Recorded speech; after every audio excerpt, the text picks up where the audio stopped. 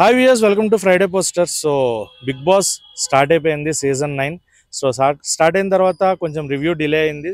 3 రోజులు అయింది ఇప్పుడు కంప్లీట్ అయ్యి. సో ఎలా ఉంది బిగ్ బాస్, ఏం జరుగుతుంది హౌస్లో, హౌస్ మేట్స్ ఎలా ఉన్నారు, అండ్ 2 హౌసెస్ అన్నారు నాగార్జున గారు. అండ్ ఎక్కువ హడావిడి లేకుండా మామూలుగా అయితే ఒక గెస్ట్ తర్వాత మళ్ళీ ఒక పెర్ఫార్మెన్స్ ఇంకా ఉండి అలాంటివి చేస్తారు.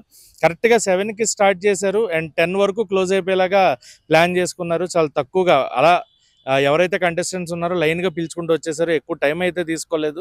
కంటెస్టెంట్స్ని ఒకరి తర్వాత ఒకరిని పిలిచారు. అండ్ 2 మెంబర్స్ అవుట్ సైడర్స్, అంటే మన సెలబ్రిటీస్ ఉంటే ఒక మెంబర్ని మన కామనర్ని తీసుకున్నారు. ఫైనల్గా మటుకు 5 కామనర్స్ అన్న వాళ్ళని 6 కామనర్స్ తీసుకున్నారు. అండ్ మర్యాద మనీష్ లాస్ట్లో వెళ్ళడం జరిగింది, మనందరికీ తెలుసు.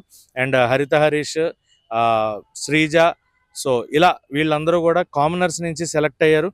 సో చాలామందికి వస్తున్న డౌట్ ఏంటి అంటే, హౌస్లో ఇప్పుడు వీళ్ళందరూ ఎలా ఆడుతున్నారు ఏంటి, 2 ఇళ్ళు అన్నారు. అండ్ ఓనర్స్ కింద కామనర్స్ని పెట్టారు, టెనెంట్స్ కింద ఏమో సెలబ్రిటీస్ని పెట్టారు.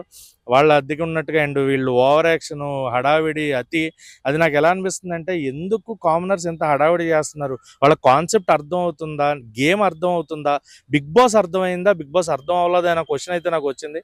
బిగ్ బాస్ అర్థమైన వాళ్ళైతే ఇలాగైతే ఆడరు అనేది నా point of view. Bigg Boss అర్థం కాలేదేమో అని ప్రతి చిన్న దాంట్లో కూడా వాళ్ళు లూప్ ఎదుగుతున్నారు. నిజంగా బిగ్ బాస్ ఇది చెప్పాడా, ఇలా ఉంటుందా, ఇలా ఇలా చెయ్యాలా అని వాళ్ళలో వాళ్ళు ఆలోచించుకుని గేమ్ని స్పాయిల్ చేస్తున్నట్టు అయితే నాకు అనిపించింది. అండ్ దీనికి తోడు సెలబ్రిటీస్ కూడా అలాగే ఉన్నారు.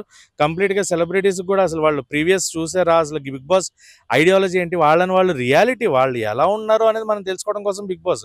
కానీ వాళ్ళు అక్కడ కూడా మాస్క్ వేసుకుని ప్రతి ఒక్కళ్ళు, హరీష్ గారు నాకు తెలిసి స్టార్టింగ్ నేను బయట తీసుకున్నప్పుడు కూడా ఆయన మాస్క్ వేసుకొని అన్నారు. బట్ ఎక్కడో నాకు ఆయన కూడా అంటే ఆయనకు అర్థం కాలేదు బిగ్ బాస్ ఏంటి అనేది నాకు అనిపించింది. ఎందుకంటే ఎమాన్యుయల్ ఫుడ్ తినలేదు అని ఆయన ఏడ్చిన సీన్ ఏదైతే ఉందో, ఆయన ఏడ్చినట్టు రియల్గా ఏడ్చారా, ఎందుకు ఏడ్చారు, అసలు దానికి ఏడవలసిందే ఉంది. బిగ్ బాస్ హౌస్ ఇంతే కదా, ఫుడ్ దొరకడమే కష్టం. అక్కడికి వెళ్ళిన వాళ్ళందరూ సన్నబడి బయటకు వచ్చామని చెప్తున్నారు.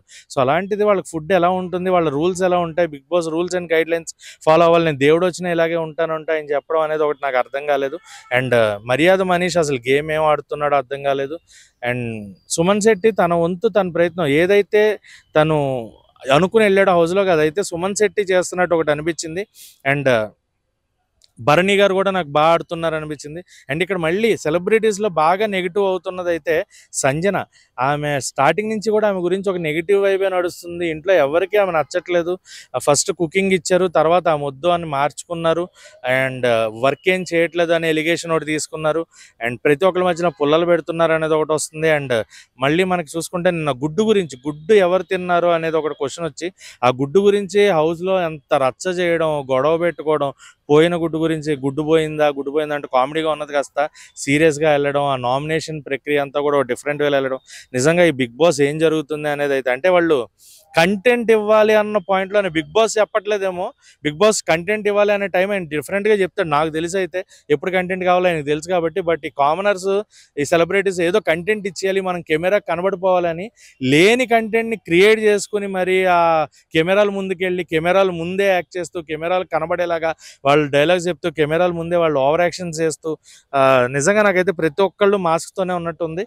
But real faces of Bigg Boss ఈ వీక్ నాగార్జున గారు వస్తే బయటకు వస్తాయి అనుకుంటున్నాను. ఈ వీక్ నాగార్జున గారు రావాలి, హౌస్లో జరిగిన మిస్టేక్స్ గురించి గట్టిగా మాట్లాడాలి. ఫస్ట్ వీకే నాకు తెలిసి అందరికీ ప్రాపర్గా ఒక వార్నింగ్ బెల్ లాగా ఉంటే నాకైతే బెటర్ అనిపిస్తుంది. ఎందుకంటే వాళ్ళ రియల్ ఫేసెస్ అనేవి ఇంకా బయటికి రాలేదు, వాళ్ళ రియల్ గేమ్ అనేది బయటికి రాలేదు, రియాలిటీ ఆఫ్ సోల్ అనేది బయటికి రాలేదు. సో అది బయటికి రావాలంటే నాగార్జున గారు చాలా స్ట్రాంగ్గా ఫస్ట్ వీకే అది ఏమన్నా ఉంటే బాగుంటుంది అనే ఫీలింగ్ ఉంది. అండ్ ఇది నిన్నటి వరకు మనకు జరిగిన రివ్యూస్ని సింపుల్గా చెప్తున్నాను.